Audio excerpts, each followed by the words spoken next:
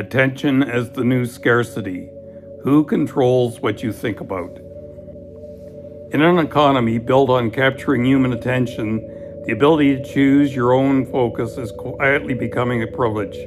This is not just an economic issue, it's a crisis of autonomy and free will.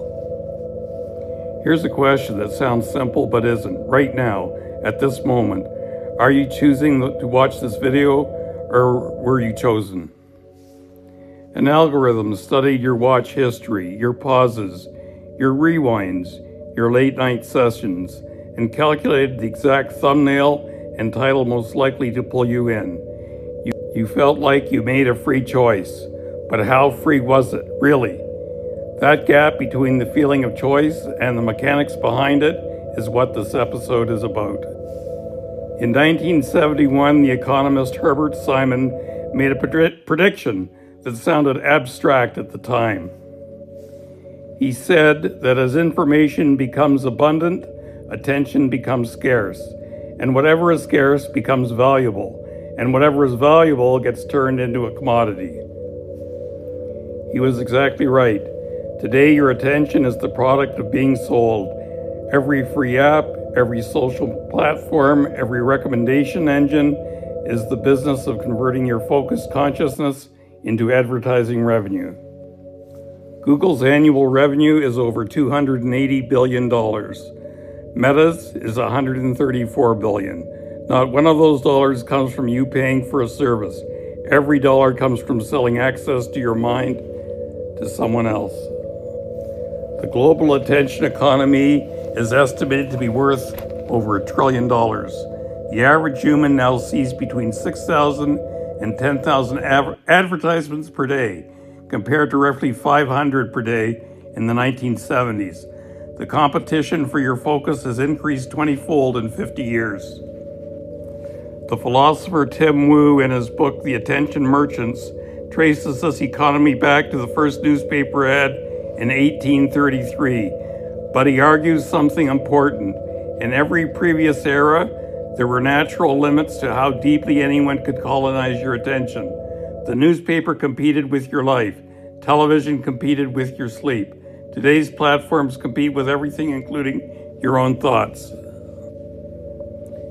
Now here's where it becomes a philosophical crisis rather than an economic one. Attention is not just a resource. In the tradition of philosophy stretching from Aristotle to Kant to William James, attention is the foundation of agency. What you attend shapes what you think. What you think shapes what you value.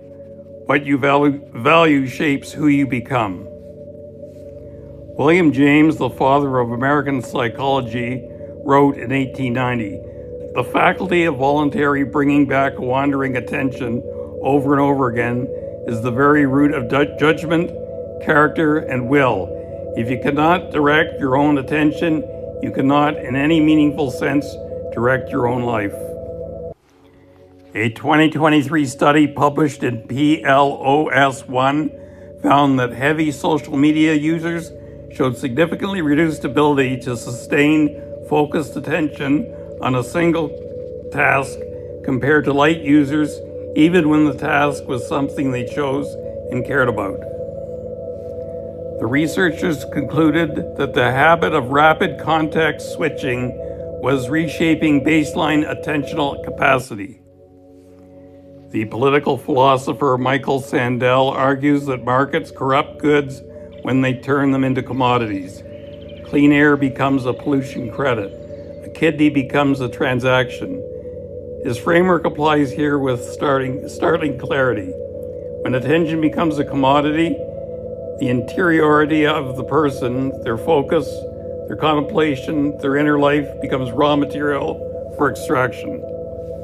That is not just an economic problem. It's a violation of something philosophers have long called the dignity of the person. And here's the equity dimension. The ability to protect your attention is rapidly becoming a class privilege. Wealthy parents send children to screen-free Waldorf schools. Silicon Valley engineers who build the most addictive platforms ban their own children from using them.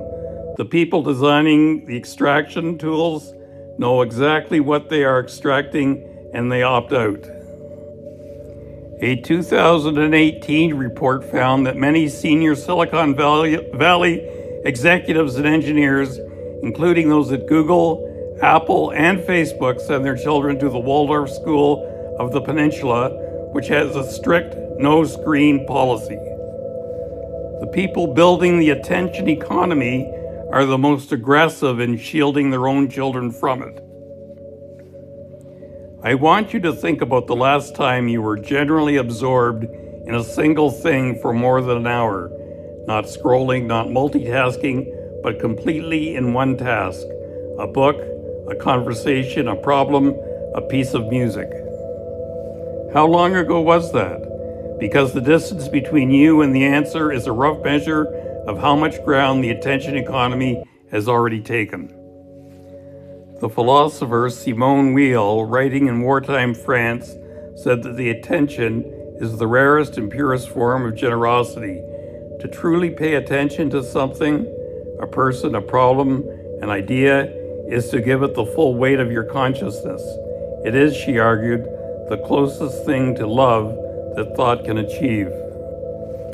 If that is true, then living in an economy that commodifies and fragments your attention isn't just making you distracted, it's slowly dismantling your capacity to love, to think, and to choose. Those are not small things. The question for our generation is not whether the attention economy is powerful. It demonstrably is. The question is whether you're going to be conscious participants in it or raw material for it. Because right now, for most people, it's the latter. What is your attention being on today, and did you choose it? Genuinely curious. Drop it in the comments.